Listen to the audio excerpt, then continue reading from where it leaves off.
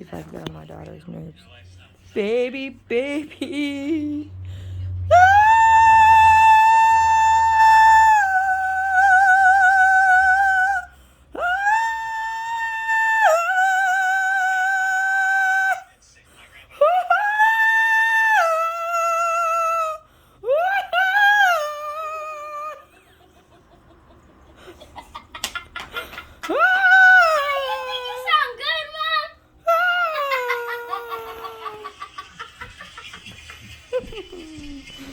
Fucking idiot.